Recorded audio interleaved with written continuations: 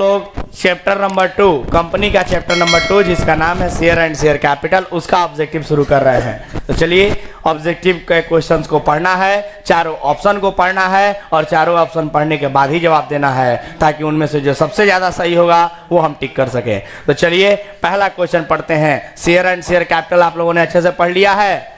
बोलो ना, share and share capital अच्छे से पढ़ लिया है? तो चलिए शुरू करते हैं उसका objective. Share can be issued, share issue किया जा सकता है, अंशों का निर्गमन किया जा सकता है एट पार ओनली, क्या केवल पार वैल्यू पर, क्या केवल प्रीमियम वैल्यू पर, तीसरा क्या केवल डिस्काउंट पे, और चौथा एट पार और एट प्रीमियम। सर सबसे पहले तो मैं आप लोगों से पूछना चाहूंगा कि एट पार ओनली का मतलब क्या होता है? जितने का फेस वैल्यू है उतना ही का इशू प्राइस है, उसको बोलते हैं at par value. At premium only का मतलब क्या होता है? मतलब प्रीमियम का मतलब फेस वैल्यू से ज़्यादा वैल्यू पर इशू किया जाए उसको प्रीमियम कहते हैं। एट डिस्काउंट का मतलब अगर फेस वैल्यू से कम प्राइस पे इशू किया जाए तो उसको डिस्काउंट कहते हैं। तो चलो बताओगे क्या कि शेयर को इशू किया जा सकता है पार पे, प्रीमियम पे, डिस्काउंट पे? सर डिस्काउंट पे नहीं हो सकता है। आपको याद होगा, आप सबों को मैंने बताया था सेक्शन 52 के बारे में, याद है क्या? सेक्शन 52 याद है क्या आप लोगों को? अरे बोलो ना, सेक्शन 52 क्या कहता है, कोई बताएगा? सेक्शन 52 क्या कहता है? कंपनी अपने शेयर को प्रीमियम पर इशू कर सकता है, ये बात कहता है आपका सेक्शन 52। उसके बाद आता है सेक्शन 53, और 53 क्या कहता है कि कोई भी कंपनी अपने शेयर को डिस्काउंट पर इशू नहीं कर सकता है, डिस्काउंट पर इशू नहीं कर सकता है, ये कहता है सेक्शन 53। यानी कि केवल और केवल पार पे ही हो सकता है और प्रीमियम पे हो सकता है, डिस्काउंट पे नहीं हो सकता है। तो ये वाला ऑप्शन कहाँ दिख रहा है आप लोगों को? ऑप्शन नंबर ई में दिख रहा है। क्लियरली समझ में आ रहा है क्या? बोलो कोई डाउट किसी को? अरे नहीं हुआ क्या? चलो क्वेश्चन नंबर 2 पे आते हैं। Equity share holders are dash dash of the company, समता अंशधारी कंपनी के होते हैं। कौन होते हैं? क्रेडिटर होते हैं, ऑनर्स होते हैं कि कस्टमर होते हैं कि इनमें से कोई नहीं? सर ऑनर होते हैं। क्या समझ में आया? कोई दिक्कत? चलो क्वेश्चन नंबर 3 पे आ जाओ। क्वेश्चन नंबर 3 क्या कहता है? देखो, अंशधारियों को प्राप्त होता है, यानी शेयर होल्डर्स क्या पाते हैं? इंटरेस्ट पाते हैं कि डिविडेंड पाते हैं कि कमीशन पाते हैं कि प्रॉफिट पाते हैं? क्या पाते हैं? सर शेयर होल्डर्स को तो डिविडेंड मिलता है, शेयर होल्डर्स को डिविडेंड मिलता है। Option number B. देख रहे हो, ये सारे के सारे क्वेश्चन एग्जाम में पूछा हुआ क्वेश्चन है बिहार बोर्ड के। समझ में आ रहा है क्या? चलो सर अगला क्वेश्चन, क्वेश्चन नंबर 4। कंपनी द्वारा अंशों का निर्गमन किया जा सकता है, कंपनी में issue the share. Option number A by private placement of share, private placement के द्वारा भी हो सकता है। By public subscription of share, public subscription भी हो सकता है। For consideration other than cash, यानी कि कंसीडरेशन के लिए भी हो सकता है, कैश के से हट के, कैश के अलावा कंसीडरेशन के लिए भी हो सकता है। और by all of the above, इनमें से सभी के द्वारा हो सकता है। क्या कहते हो? ऑप्शन नंबर डी आंसर हो जाएगा। कोई डाउट किसी को? कोई डाउट किसी को? नहीं ना? चलो तो क्वेश्चन नंबर 4 तक हो गया। 5 बताओगे? एक कंपनी निर्गमित कर सकती है, company can issue equity share, preference share, equity and preference both share, none of this. क्या लगता है? सर इक्विटी शेयर भी इशू कर सकती है और प्रेफरेंस शेयर भी इशू कर सकती है, यानी ऑप्शन नंबर सी। कोई डाउट? चलिए सर अगला क्वेश्चन। तो चलिए क्वेश्चन नंबर 6 को देखेंगे। क्वेश्चन नंबर 6 लिखा है, ध्यान देंगे।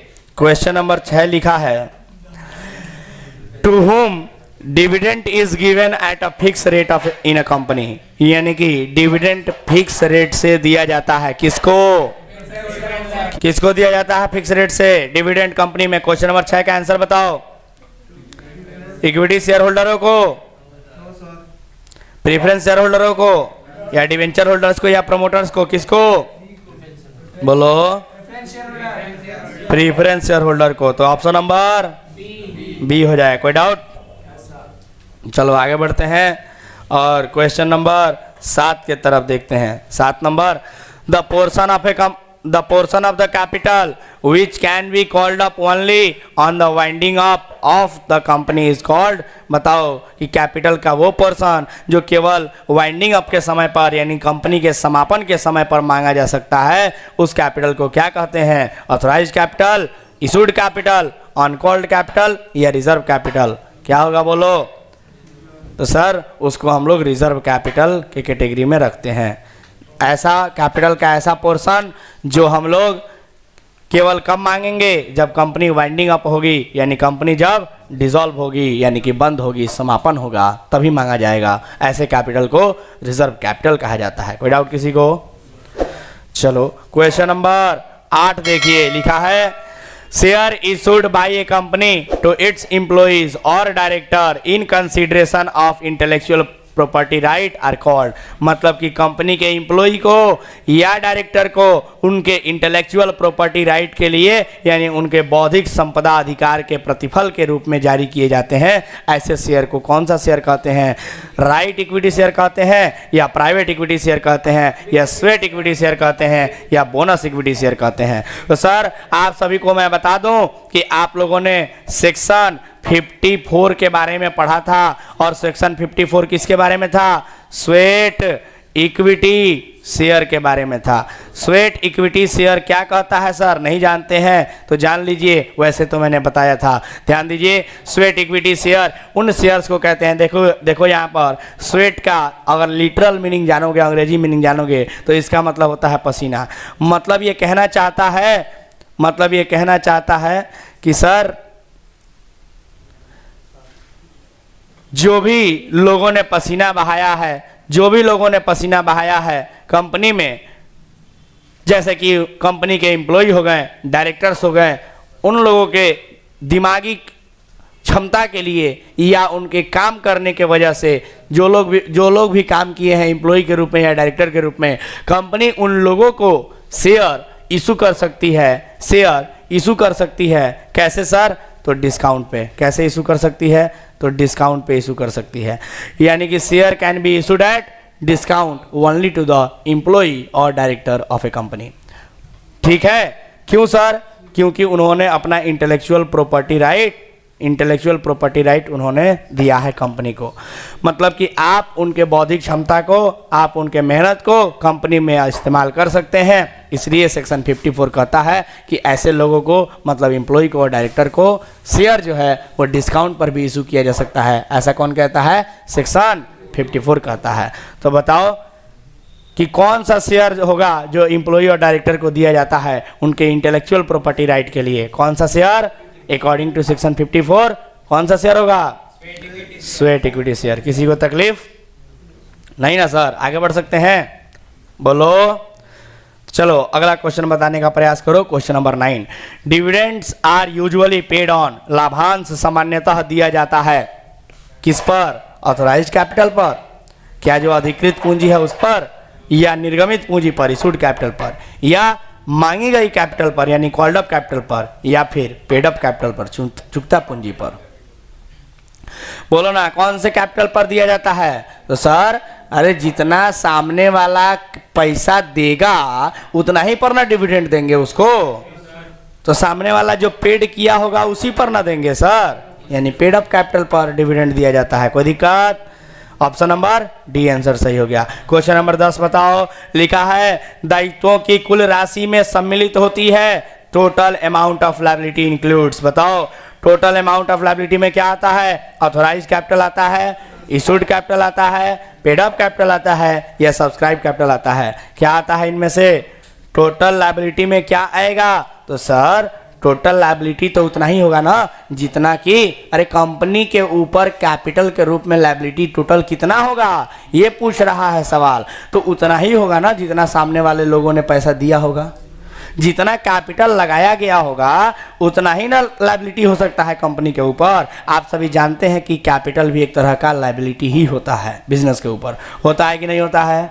तो जब कंपनी के ऊपर लायबिलिटी ही होता है कैपिटल भी, तो इसका अर्थ ये हुआ कि सर जितना लोगों ने कैपिटल के रूप में दिया होगा, पेड किया होगा, उतना ही ना लायबिलिटी होगा, यानी कि टोटल लायबिलिटी कितना हो सकता है बोलो, पेड अप कैपिटल के बराबर हो सकता है। समझ में आ रहा है क्या, बोलो ना, जितना पेड किया होगा लोगों ने उतना ही ना लायबिलिटी हो सकता है।